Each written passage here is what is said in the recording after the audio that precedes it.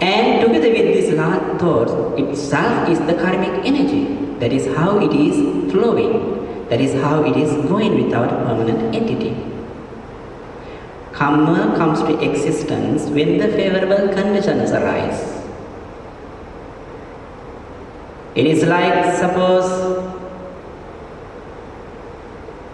you plant a mango seed, and as long as there is no sunshine, as long as there is no water, as long as there is no necessary condition things, this seed will not sprout out a plant. But when there is water, when there is sunshine, when there is soil and other necessary conditions, it will sprout out to a plant. In the same manner, at the moment, what decisions we are taking, what kind of surrounding we are facing, based on the surroundings and conditions, negative and positive energies will come to existence, what we call karma. I hope that you got understood okay, seems like okay. There's one good lady who wants to ask question. Sorry, pardon my ignorance. Can you help me to understand when people say that, oh, you know, this person, this little boy has been identified as a reincarnation of a previous Rinpoche? I think you are asking this question from a wrong person. Because I'm not. First of all, I'm not a Rinpoche. No. I'm just joking, but I'll explain to you. Okay, from the Buddhist point of view, to see that this person is so and so in his previous birth, we have to have a special kind of knowledge.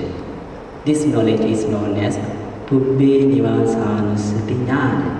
It means a special kind of wisdom, knowledge, that you can trace back to your own past. By developing the mind according to meditation technique, you can achieve this. Buddha had this wisdom. There were many other arahants who achieved this wisdom. And it is within your mind. If you develop your mind, you too can achieve this wisdom.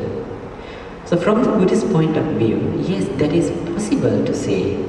And this person in his previous life, and he was born in this country or that country, in this race or that race, and that is possible, not only one life, but many lives. Buddha's ability to trace back to the history is limitless.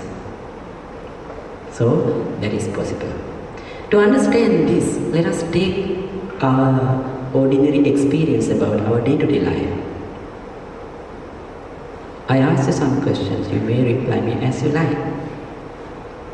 I ask you, what did you eat? But you do not have to tell me now. I ask, suppose, what did you eat in the morning for the breakfast? Can you reply? Many of you can, sure. And I ask you, what did you eat yesterday for the breakfast? You can tell. And I tell you, 3 days ago, what did you eat for the breakfast? Then some people, the computer is very, what is it, Pentium 4 or maybe so straight away recollect and say, oh, I ate this or that. So others will take a little bit of time, have to think a bit, oh, I ate this or that. Then I ask, today's Friday, last Friday for the breakfast, what did you eat? Some people still may reply to this. So what does it mean? The memories are there. The problem is we cannot trace back. But if you develop this ability in this way, you can trace back. So you sit for the meditation and you think, when I am 2 years old, what was I doing? 5 years old. In this way, you can recollect your memories. Means these informations are there. So by cultivating mind, developing your mind, developing the mindfulness and unifying your mind and achieving the perfect concentration in the mind and achieving this wisdom, you can trace back to the history. And you can recollect not only this life, but the past lives. And today the scientists, especially parapsychologists, they have done a lot of experiments, and they have developed a technique called hypnotism. And according to this mental exercises, and they can reach to the others' lives, and they claim that they can say the past lives of the others. I do not know to what extent there is the accuracy, to what extent is. But from the Buddhist point of view, that is possible by achieving Pubbeniwasa Nusatjnana, or otherwise the wisdom to trace back. But the question you are asking to relate to the Tibetan tradition. And they do have a way. Once one Marka Rinpoche died, and they trace back and they find out where this Rinpoche is born. The way that I have heard, they are using astrology, and also maybe they are also using their psychic.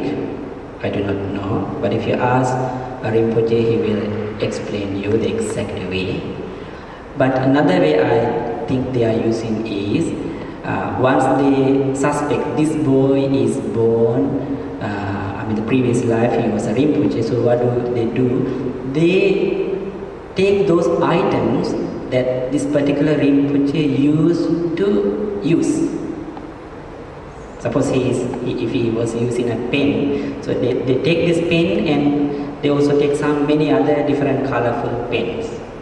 And if this Rinpoche used to use a particular cup, together with this cup, they take many other cups. In this way, they collect those used items and leave beside this baby. And they observe the behavior of the baby, and when they ask to take a pen, which pen is he going to take? Which cup is he going to select? In this way, also they get those people who are quite familiar with those dead Rinpoche, and they analyze this data, and they come to conclusion: this person in his previous life was so and so. So these are different techniques, but direct knowledge to access this has been explained by the Buddha. And in Buddhist meditation, you can achieve this. This is Pubbeniwasa Nusatjnana. So in Tibetan traditions, I think they are using a little bit of astrology as well as this human behavior, and maybe they are using the psychic also. But of course, if they are having the Pubbeniwasa Nusatjnana, they don't have to use all the other techniques. And you may also think something related to this, and you may think and you may read about this, and this is nothing related to the Buddhism, but related to the birth of Jesus Christ. Christ or Christ? Christ, is it? Jesus Christ. And you may have heard that three scholars, three wise people observed the stars in the sky, and they came to know a virtuous baby was born to a family, and they came all the way, and they offered some gift to this baby. And then after that, there is a story behind this. And so those who are interested, you may read it, and you may come to know some certain practices which were coming from ancient time, and which is still prevailing in Tibet.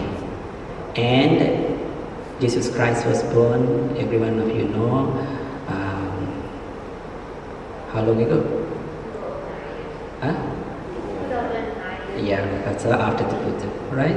So you may think something and you may read about it. There are a lot of articles to read, and together with this you may receive a lot of knowledge related to these Tibetan practices also. So friends, be happy by coming to the temple today, by dedicating this precious time to share the Dhamma.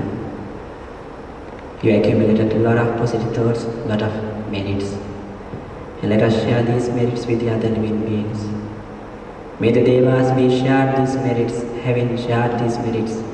May the Devas protect you, protect your family.